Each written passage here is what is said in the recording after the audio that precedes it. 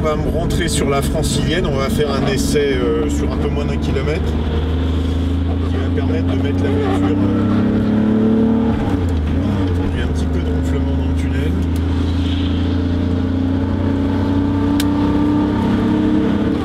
Voilà, là on est en 4e, on est exactement à 130 et on peut faire une longue distance comme ça.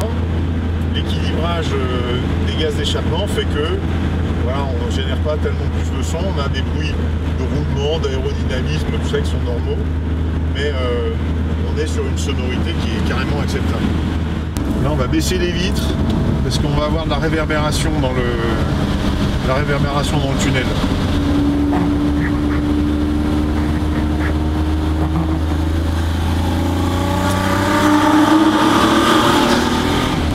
Quel âge 77, ouais. Ouais, une 2,7 litres après 77.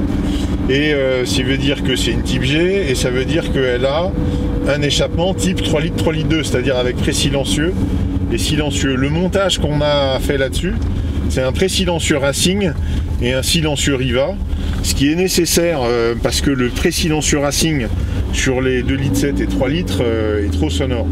Et on arrive après à, si on avait mis le Racing, à un régime stabilisé qui prend trop de son. Et alors que là, on a fait une partie de l'essai, et puis on va réenregistrer peut-être tout à l'heure. Sur un régime stabilisé, on est sur un truc qui est complètement neutre. Pour autant, quand on est sur des accélérations, c'est hyper ludique et hyper fun. Là, on va traverser un petit village.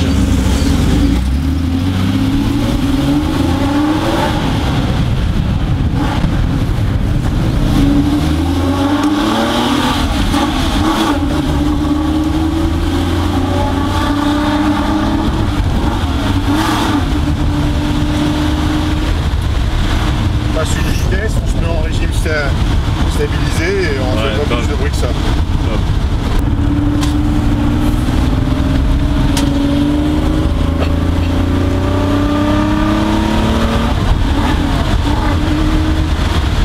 Sur un échappement, on est quand un échappement est neuf, il a besoin d'être rodé. Ça ne correspond pas à une précaution de conduite, ça correspond au fait que la mise en température du silencieux et de l'inox va changer sous l'effet de la température.